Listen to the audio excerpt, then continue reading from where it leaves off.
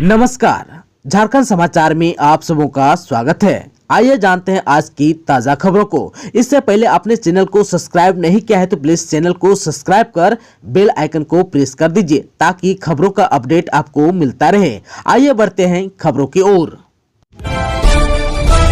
झारखंड के सरकारी कर्मियों के लिए बड़ी खुशखबरी, बढ़ेगा 4% डीए। कैबिनेट के पास गया प्रस्ताव। झारखंड सरकार राज्य कर्मियों का डीए बढ़ाएगी। अब इनका डीए 34 से बढ़कर 38% हो जाएगा। इससे संबंधित प्रस्ताव पर मुख्यमंत्री हेमंत सोरेन ने सहमति भी दे दी है। इसके बाद वित्त विभाग ने कैबिनेट की मंजूरी के लिए प्रस्ताव भेज दिया है। कैबिनेट की 10 अक्टूबर को होने वाली बैठक में यह प्रस्ताव रखा जाएगा। राज्य सरकार 1 जुलाई 2022 की तिथि से डीए बढ़ाएगी। डीए बढ़ने से सरकार पर 42 करोड़ का अतिरिक्त बोझ पड़ेगा। बताया गया है कि डीए बढ़ने पर कर्मियों के वेतन में 500 से लेकर 9,500 रुपए तक की बढ़ोतरी होगी।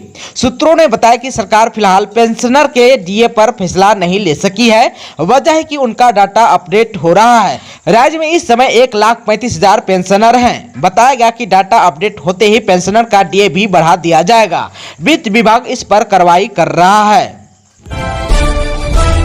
रांची में भारत दक्षिण अफ्रीका वनडे मैच आज से। मकानों की छतों पर तैनात रहेंगे हथियारबंद सुरक्षाकर्मी। झारखंड की राजधानी रांची में आज यानी कि 9 अक्टूबर 2022 को भारत और दक्षिण अफ्रीका के बीच एक दिवसीय क्रिकेट मैच खेला जाएगा। भारतीय क्रिकेटरों के साथ साथ विदेशी मेहमानों की सुरक्षा के लिए रांची पुलिस ने पुख्ता इंतजाम किए हैं।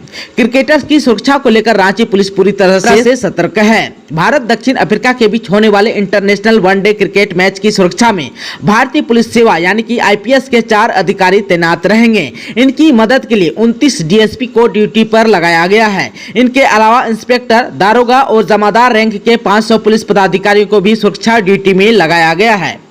आप सबको बता दूं कि ओवरब्रिज के निकट स्थित होटल रेडिसन ब्लू से जेएससीए स्टेडियम तक चप्पे चप्पे पर पुलिस कर्मियों को तैनात किया गया है। स्टेडियम के चारों ओर 1500 जवान को तैनात किया गया है। बिग बाजार से झारखंड स्टेट क्रिकेट एसोसिएशन यानी कि जेएससीए के स्टेडियम के रास्ते में जितनी भी ऊंची बिल्डिंग यानी कि सड़क के दोनों ओर हैं, उन पर हथियारबंद पुलिसकर्मियों को तैनात भी किया गया है। सावित्रीबाई फुले किशोरी स्मृति योजना से किशोरियों को मिलेगा लाभ। राज्य सरकार अब राज्य की किशोरियों को नई योजना के तहत लाभ देगी। इसके लिए प्रयास भी शुरू किया जा चुका है। राज्य के जिलों के उपायुक्त को इस बाबत आदेश दिया जा चुका है। कई जिलों ने इसकी शुरुआत भी कर दी है। साथ ही इस नई योजना के बारे में बताना भी शुरू कर दिया गया है। आप सबको बता दूं कि चतरा जिले में निकाली गई सूचना में बताया गया है कि अब राज्य में पूर्व की तरह मुख्यमंत्री सुकन्या योजना की जगह सावित्रीबाई फुले किशोरी स्मृति योजना के तहत लाभ देने का निर्णय लिया गया है। आप सबको बता दूं कि चतरा में जिला प्रशासन ने इस सावित्रीबाई फुले किशोरी स्मृति योजना के लाभ और शर्तों के बारे में बताना शुरू किया है। सूचना में कहा गया है कि 8वीं क्लास से 12वीं कक्षा में पढ़ने वाले लड़कियों को अब सुकन्या योजना के बजाय सावित्रीबाई फुले किशोरी स्मृति योजना का लाभ दिया जाएगा। इसके तहत उन्हें आर्थिक सहायता के अलावा स्कूली पढ़ाई के बाद यानी कि 12वीं के बाद एक मुफ्त अनुदान भी मिलेगा। इस योजना से संबंधित विस्तृत जानकारी चतरा जिला प्रशासन की वेबसाइट http://www.chatra.nic.in से ली जा सकती है। आप सबको बता दूं कि नोटिफिकेशन के अनुसार 8वीं और 9वीं क्लास में पढ़ने वाली लड़कियों को 2500 रुपये का आर्थिक लाभ मिलना है। वहीं 10वीं, 11वीं और 12वीं में पढ़ने वाले को 5000 रुपये तथा इसके बाद 18 या 19 वर्ष की आयु पूरी होने पर 20,000 रुपये का एक मुफ्त अनुदान मिलेगा। योजना का लाभ लेने के लिए आवेदन करने वाले को अपनी नजदीकी आंगनबाड़ी केंद्र से संपर्क करना होगा। केंद्र के जरिए संबंधित बाल विकास परियोजना पदाधिकारी को आवेदन देना होगा। आप सभी को बता दूं कि सावित्रीबाई फुले किशोरी स्मृति योजना का असल उद्देश्य बालिकाओं, किशोरियों को शिक्षा से जोड़ना और वयस्क होने पर उसकी शादी के लिए जरूरी सहायता करना है।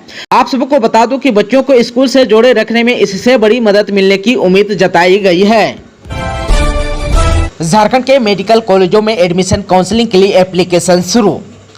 नीट यूजी क्वालिफाइड स्टूडेंट्स जो झारखंड के मेडिकल कॉलेजों में एडमिशन लेना चाहते हैं उनके लिए झारखंड कंबाइंड एग्जामिनेशन बोर्ड ने काउंसलिंग के आवेदन की तिथि घोषित कर दी। इस काउंसलिंग के माध्यम से स्टेट मेरिट लिस्ट बनाया जाएगा। फिर इसी मेरिट लिस्ट के आधार पर राज्य के मेडिकल कॉलेजों के एमबीबीएस, आयुष और डेंटल कोर्सेज के पहले साल में एडमिशन लिया जाएगा। काउंसलिंग के एप्लीकेशन संबंधी डिटेल्स स्टूडेंट JCECEB की वेबसाइट https://jceceb.jharkhand.gov.in से ले सकते हैं। आप सबको बता दूं कि स्टेट काउंसिल में शामिल होने के लिए नीट यूजी पास स्टूडेंट 8 अक्टूबर से ही आवेदन शुरू हो गया है, जो 14 अक्टूबर तक आवेदन कर सकेंगे। वहीं एप्लीकेशन में गलतियां रहने की स्थिति में 15 और 16 अक्टूबर तक सुधार कर सकेंगे। इसके बाद आयोग की ओर से 17 अक्टूबर को स्टेट मेरिट लिस्ट जारी किया जाएगा। इस काउंसिलिंग में शामिल होने के लिए सामान्य EWS और BC1 BC2 कैटेगरी के स्टूडेंट को 500 रुपये देने होंगे। SC ST और सभी श्रेणी की महिला उम्मीदवारों को 250 रुपये देने होंगे। वहीं दिव्यांग उम्मीदवारों को किसी तरह की फीस नहीं देनी होगी। उम्मीदवार क्रेडिट, डेबिट, नेट बैंकिंग और UPI के माध्यम से रजिस्ट्रेशन या काउंसलिंग फीस दे सकेंगे। आयोग ने कहा कि पहले राउंड की काउंसलिंग शेड्यूल जल्द ही जारी की जाएगी। आप सबको बता दूं कि स्टेट काउंसलिंग के लिए आयोग की ओर से कुछ योग्यता निर्धारित की गई है। इसके तहत फिजिक्स, केमिस्ट्री, बायोलॉजी या बायोटेक्नोलॉजी और अंग्रेजी से 50% अंक से 12वीं पास करने वाले उम्मीदवार इस काउंसलिंग में भाग ले सकते हैं। उम्मीदवार के पास फिजिक्स, केमिस्ट्री और बायो या बायोटेक्नोलॉजी में से 50% अंक होना चाहिए। SC ST और BC श्रेणी से आने वाले उम्मीदवारों के लिए अंक की बाध्यता 40% है। इसके अतिरिक्त आवेदन के पास झारखंड का लोकल या परमानेंट रजिस्ट्रेशन सर्टिफिकेट होना चाहिए। पारा शिक्षकों की आकलन परीक्षा के आवेदन की तारीख बढ़ी, जानिए इससे संबंधित सभी जरूरी बातें। झारखंड के सहायक अध्यापक यानी पारा शिक्षक की प्रथम आकलन परीक्षा के लिए अब 30 दिसंबर तक आवेदन जमा होगा। परीक्षा में सफल पारा शिक्षकों के मानदेय में 10% की बढ़ोतरी की जाएगी। जैक जल्द ही इस संबंध में अधिसूचना जारी करेगा। जैक द्वारा पूर्व में आवेदन जमा करने की तिथि 7 अक्टूबर तक निर्धारित की गई थी। जैक द्वारा फिलहाल परीक्षा की तिथि घोषित नहीं की गई है। आप सबको बता दूं कि सहायक अध्यापक सेवा शर्त नियमावली के अनुसार आकलन परीक्षा में शामिल होने के लिए प्रमाण पत्र का सत्यापन होना अनिवार्य है। राज्य में शिक्षकों के प्रमाण पत्र सत्यापन की प्रक्रिया पूरी नहीं हुई है। झारखंड शिक्षा परियोजना द्वारा अलग अलग जिलों के लिए प्रमाण पत्र सत्यापन की अलग अलग तिथि निर्धारित की गई है। आप सबको बता दूं कि पश्चिमी सिंहभूम, जामताड़ा, बोकारो, गुमला, सिमडेगा, खुट्टी, गोड्डा, लातेहार, गढ़वा, देवघर, हजारीबाग, पलामू और साहिबगंज को 15 अक्टूबर तक और गिरिडीह को 31 अक्टूबर तक का समय दिया गया है। आप सबको बता दूं कि परीक्षा को लेकर मॉडल प्रश्न पत्र जारी किया जाएगा। सामान्य वर्ग के शिक्षकों के लिए 40% और आरक्षित वर्ग के शिक्षकों को न्यूनतम 35% अंक लाना अनिवार्य होगा। कक्षा 1 से 5 तक के शिक्षकों के प्रश्न का स्तर मैट्रिक और कक्षा 6 से 8 के लिए स्नातक स्तरीय होगा। एक शिक्षक को आकलन परीक्षा में शामिल होने के लिए 4 अवसर मिलेगा। परीक्षा में शामिल नहीं होने पर शिक्षकों को 1 अवसर समाप्त हो जाएगा। मौसम विभाग के पूर्व अनुमान के अनुसार मानसून 16 तक झारखंड से होगा विदा। दीपावली और छठ में बढ़ेगी ठंड, 17 और 18 डिग्री पहुंचेगा अधिकतम पारा। रांची और उसके आसपास में लगातार बारिश से तापमान में गिरावट जारी है। इसका असर दीपावली और छठ से दिखना भी शुरू हो जाएगा। मौसम विभाग रांची ने अपने पूर्व अनुमान में कहा है कि झारखंड से मानसून 16 अक्टूबर तक विदा हो जाएगा। अभी जो है आसमान में बादल छाए रहने से तापमान में बहुत ज्यादा असर नहीं पड़ रहा है, लेकिन दीपावली से आसमान साफ होते ही सिहरन में इजाफा शुरू हो जाएगा। यानी छठ तक ठीक ठाक ठंड पड़ने लगेगी, यानी कि अधिकतम तापमान 17 से 18 डिग्री पर पहुंच सकता है। अभी जो है बंगाल की खाड़ी से आ रही नमी से बारिश के आसार हैं। आप सबको बता दूं कि रांची सहित आसपास में कहीं कहीं बारिश से रात का तापमान गिरा है। मौसम केंद्र के अनुसार 15 अक्टूबर तक बारिश से थोड़ी राहत मिलेगी। अभी 4 से 5 दिनों तक दिन में थोड़ी धूप के बाद बारिश होने की संभावना है। ऐसी ही स्थिति कुछ दिनों तक चलने की उम्मीद है। इस बीच बारिश और धूप के कारण तापमान में उतार चढ़ाव जारी रहेगा। रांची में सामान्य से 5% ज्यादा बारिश हुई है। आप सबको बता दूं कि रांची में सामान्य से 5% ज्यादा बारिश हुई है। रांची में 1076.4 मिलीमीटर बारिश हुई, जबकि 1027.7 मिलीमीटर होना चाहिए था। अगस्त और सितंबर की बारिश ने रांची में बारिश के आंकड़ों को पॉजिटिव किया है। ऑर्केस्ट्रा देखकर लौट रही नाबालिग से गैंगरेप, बहला फुसलाकर रेलवे स्टेशन के पास ले गए, दुष्कर्म के सभी आरोपी गिरफ्तार। रात में ऑर्केस्ट्रा देखने आई नाबालिग से 7 युवकों ने दुष्कर्म किया। घटना लातेहार जिले के सदर थाना क्षेत्र की है, जहां रेलवे स्टेशन में शुक्रवार की रात ऑर्केस्ट्रा देखकर लौट रहे नाबालिग युवती के साथ युवकों ने मिलकर सामूहिक दुष्कर्म किया। जानकारी के अनुसार नाबालिग युवती अपने घर से ऑर्केस्ट्रा देखने लातेहार रेलवे स्टेशन आई हुई थी। इसी दौरान कुछ युवक नाबालिग युवती को बहला फुसलाकर रेलवे स्टेशन के पास ले गए और जबरन उनके साथ दुष्कर्म किया। घटना के बाद नाबालिग युवती ने पुलिस में जाकर शिकायत दर्ज कराई। पुलिस ने त्वरित कार्रवाई करते हुए सामूहिक दुष्कर्म में शामिल सभी 7 आरोपियों को गिरफ्तार कर लिया गया है। इधर जो है पुलिस पीड़िता को इलाज के लिए सदर अस्पताल में भर्ती कराया है। मेडिकल जांच के बाद पीड़िता को परिजनों को सौंप दिया है। पुलिस निरीक्षक सह थाना प्रभारी अमित कुमार गुप्ता ने बताया कि युवती के आवेदन के आधार पर मामला दर्ज किया गया था। मेडिकल चेकअप के बाद पीड़िता को परिजनों को सौंप दिया है और इधर जो है दुष्कर्म में शामिल सभी 7 आरोपियों को गिरफ्तार कर लिया गया है। झारखंड में नाबालिग से दुष्कर्म के दोषी को अदालत ने सुनाई आजीवन कारावास की सजा। झारखंड के सरायकेला खरसावां जिले के राजनगर थाना क्षेत्र में 11 वर्षीय नाबालिग से दुष्कर्म के दोषी बलराम हेम्ब्रम, जिनकी उम्र 55 वर्ष है, को अदालत में आजीवन कारावास की सजा सुनाई। अदालत ने 10,000 रुपये का जुर्माना भी लगाया। आप सबको बता दूं कि यह घटना 2018 की है। बताया जाता है कि पिता पढ़ाने के लिए बाहर गए हुए थे और मां काम करने खेत में चली गई थी।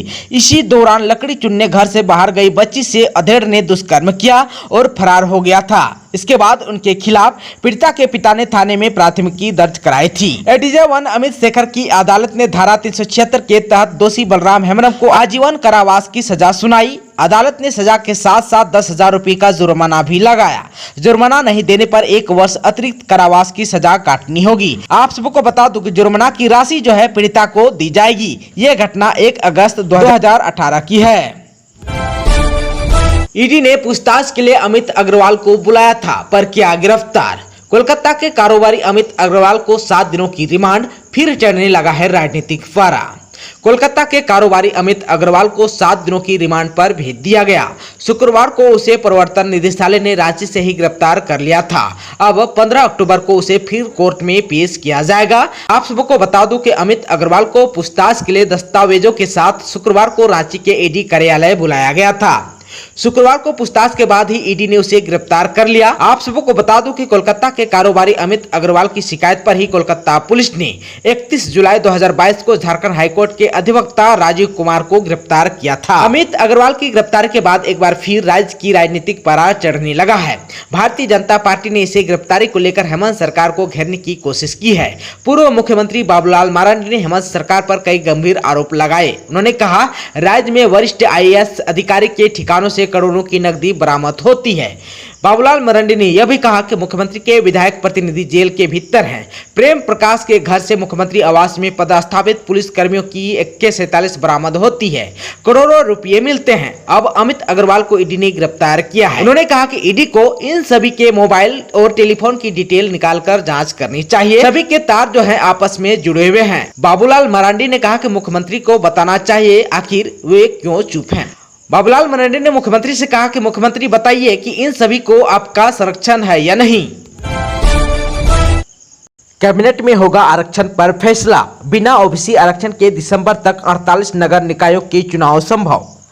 पिछड़ा वर्ग आरक्षण को लेकर अंतिम समय पर टले बिहार नगर निकाय चुनाव के हर्ष को देखते हुए झारखंड में बिना OBC आरक्षण के ही 48 नगर निकायों का चुनाव होगा।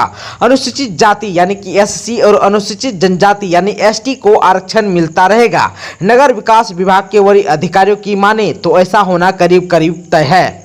पूर्व में पिछड़ा वर्ग के लिए आरक्षित सीटों को ओपन सीट मानते हुए अन्य श्रेणी में शामिल किया जाएगा। आप सबको बता दूं कि पंचायत चुनाव में भी बिना OBC आरक्षण के ही वोट डाले गए थे। नगर निकाय चुनाव में भी इसे ही लागू किया जाएगा। कैबिनेट की बैठक में इस फैसले पर अंतिम निर्णय होगा। सरकार की सोच है कि बजट सत्र के पूर्व यह चुनाव करा लिया जाए। ऐसे में नवंबर और दिसंबर में चुनाव होने की उम्मीद है। दिसंबर में चुनाव होने पर जनवरी 2021 की मतदाता सूची के आधार पर चुनाव होगा। लेकिन अगर चुनाव की तिथि आगे बढ़ी तो वर्ष 2022 के नई मतदाता सूची के आधार पर चुनाव कराना होगा।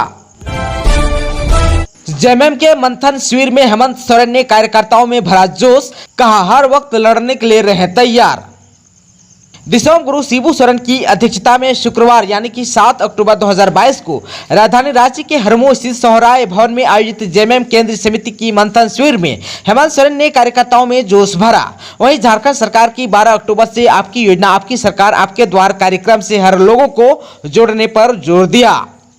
कार्यकारी अध्यक्ष और राज्य के मुख्यमंत्री हेमंत सोरेन ने विपक्ष पर निशाना साधते हुए कहा कि षड्यंत्रकारी षड्यंत्र करते रहेंगे, लेकिन इनसे घबराना नहीं है। कार्यकर्ताओं में जोश भरते हुए उन्होंने कहा कि वे हर वक्त लड़ने के लिए तैयार रहें। साथ ही कहा कि राज्य में सरकार आपके द्वार कार्यक्रम का दूसरा चरण शुरू हो रहा है, ध्यान रखें कि इससे कोई भी व्यक्ति ना छूटे।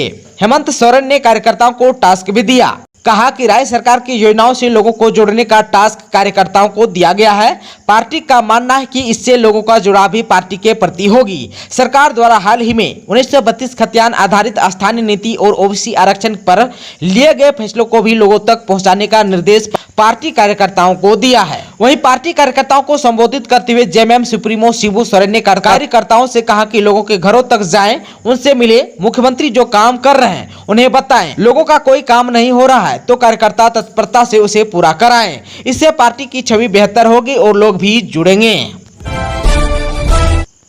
दोस्तों, अभी तक आपने चैनल को सब्सक्राइब नहीं किया है तो प्लीज चैनल को सब्सक्राइब कर बेल आइकन को प्रेस कर दीजिए ताकि खबरों का अपडेट आपको मिलता रहे। इसके साथ ही आज की खबरों में बस इतना ही। हमें दीजिए इजाजत। नमस्कार।